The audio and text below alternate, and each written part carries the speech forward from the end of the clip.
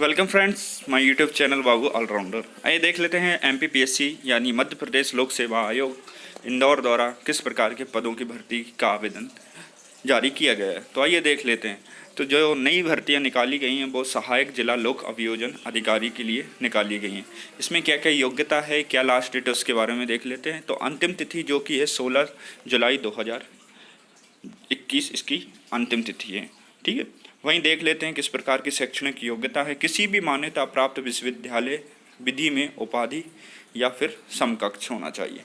ठीक है, यानी लॉ के लिए ये पोस्ट निकाली गई है। जिनके पास भी LLB MLLB तो वह इसके लिए आवेदन कर सकते हैं। आइए देख लेते हैं। अभ्यर्थियों का मध्य प्रदेश राज्य के रोजगार कार्यालय में पंजीयन होना चाहिए। प्रथम श्रेणी वाले या बार में विधि व्यवसाय में 2 वर्ष पूर्ण करने वाले या उच्चतर अर्हता वाले व्यक्तियों को अधिमान्यता इस पर दी जाएगी।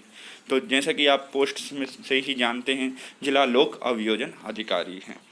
ठीक है, अधिमान्यता के संबंध में क्या स्पष्टीकरण है, तो ये जैसा कि दिया है, अंतिम चयन के स्तर पर समान अंकों की स्थिति में जो अधिमान अर्हता रखने वाले अभ्यर्थियों को वरीयता दी जाएगी। ठीक है, तो जिसके भी नंबर ज़्यादा होंगे या यदि वो मेरिट लिस्ट में कोइंसाइड करते हैं तो उसके क्राइटेरिया भी अलग अलग हैं। तो किस प्रकार से हैं देख लेते हैं। तो आवेदन पत्र ऑनलाइन आप जारी भर सकते हैं, जो कि 17 जून 2021 से है। वही अंतिम तिथि 16 जुलाई है। इसका विशेष ध्यान रखें। ठीक है, 50 रुपये जो इसकी त्रुटि सुधार कार्य के लिए आप अलग से इसके लिए पे कर सकते हैं। आइए देख लेते हैं क्या क्या इसमें पद रहेंगे।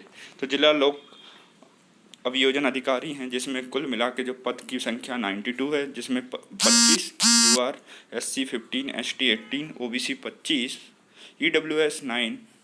वहीं रिक्तियों में से जो मध्य प्रदेश के मूल निवासी हैं उनके लिए भी जो महिला हैं उनके लिए पद किस प्रकार से आरक्षित हैं आप देख लीजिए। तो 8 पद जो हैं वो महिलाओं के, SC महिला 5 ST 6 OBC 8 EWS 3।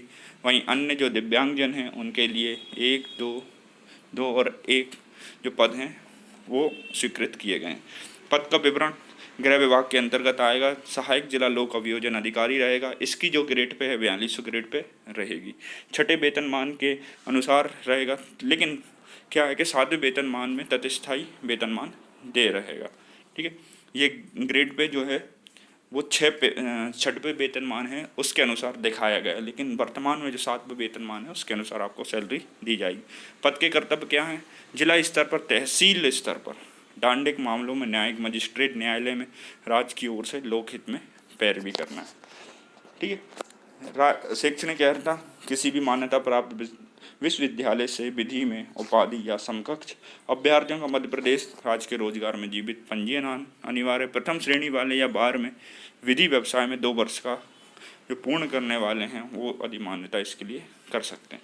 ठीक है, वहीं इसके संदर्भ में जो कि देख लेते हैं किस प्रकार से स्पष्टीकरण है। जैसे अभ्यर्थियों के पास उपयुक्त अर्हताएं ऑनलाइन आवेदन करने की अंतिम तिथि के, यानी जो भी अभी रनिंग में है वो इसके लिए आवेदन नहीं कर सकते हैं। ठीक है, वहीं शासन द्वारा पदों की संख्या में परिवर्तन भी किया जा सकता है। ठीक है, लेकिन पदों की संख्या में जो वृद्धि लिखित परीक्षा के परिणाम के पूर्व तक की जा सकती है। बढ़े हुए पदों हेतु अतिरिक्त पद अभी आवेदन पत्र प्राप्त नहीं किए जाएंगे। ठीक है, पदों की संख्या में कमी चयन के किसी भी स्तर पर की जा सकती है। ये उनके हाथ में है भाई कि वो इंटरव्यू के पहले भी कर सकते हैं। तो चयनित अभ्यर्थियों की 2 वर्ष की परिवीक्षा पर रखा जाएगा। ठीक है, आपका ट्रेनिंग पीरियड 2 साल का रहेगा, उसके बाद आपका परमानेंट एब्जॉर्प्शन ले लिया जाएगा। मतलब ये है तो परमानेंट पोस्ट ही। किसी भी प्रवर्ग मध्य प्रदेश के मूल निवासी महिलाओं के लिए जो आरक्षित वर्ग पर उपयुक्त महिला अभ्यर्थियों के अभाव में उसी वर्ग के पुरुष के अभ्यर्थियों को प्राथमिकता दे दी जाएगी। ठीक है, अब अनुसूचित जाति, अन्य जाति, वही अन्य पिछड़ा वर्ग, आर्थिक रूप से कमजोर हेतु आरक्षित पद केवल मध्य प्रदेश के मूल निवासियों के लिए। ठीक है, वहीं इसमें जो मिनिमम परसेंटेज है वो 40% जो दिव्यांगता उस उन्हीं कैंडिडेट को कंसीडर किया जाएगा। ठीक है, वहीं अन्य जो हाँ इसमें देख लेते हैं। तो न्यूनतम आयु सीमा 21 वर्ष, अधिकतम 40 वर्ष की। ठीक है, वहीं इसमें आप 62 वर्ष तक काम कर सकते हैं, यानी उसके बाद आपको रिटायरमेंट हो जाएगा। तो जैसा कि स्पष्ट है, आप जानते हैं मध्य प्रदेश का क्या नियम है। तो ऑनलाइन आवेदन आप कर सकते हैं mpsc.nic.in की सहायता से। अन्य जानकारी हम देख लेते हैं क्या आवश्यक है, उसके बारे में हम आपको बता देते हैं। तो फीस के बारे में आप देख लीजिए। 500 रुपीज़ जो है अनुसूचित जाति, अनुसूचित जनजाति, ओबीसी, गैर क्रीमी लेयर तथा दिव्यांगजनों के लिए है। वहीं मध्य प्रदेश के से बाहर के जो कैंडिडेट हैं उनके हेतु 1000 रुपये रखी गई। वहीं 40 रुपये जो है पोर्टल शुल्क और 50 रुपये आप इसमें त्रुटि सुधार के लिए अतिरिक्त दे सकते हैं। 16 जुलाई इसकी लास्ट डेट है, इसके लिए आप आवेदन कर सकते हैं।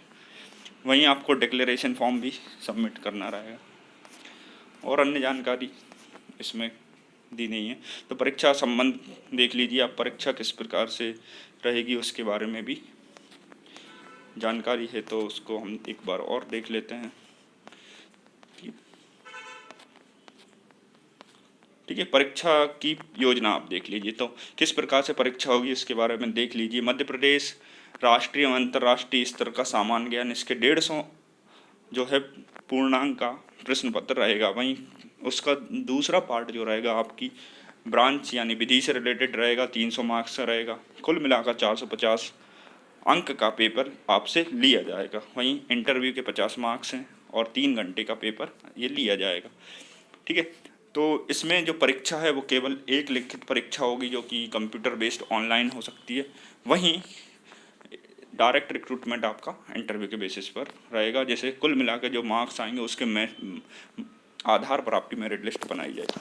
वहीं प्रश्न पत्र योजना क्या है, तो सामान्य ज्ञान मध्य प्रदेश का जो रहेगा 35 प्रश्न, भारत का सामान्य ज्ञान के 10 प्रश्न, विश्व का सामान्य ज्ञान 5।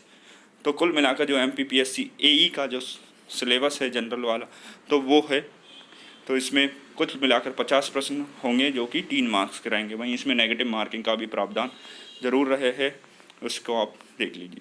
ठीक है, नेगेटिव मार्किंग एक प्रश्न के लिए एक गलत नेगेटिव मार्किंग रहेगी। वहीं साक्षात्कार के लिए कोई न्यूनतम मार्क्स नहीं है।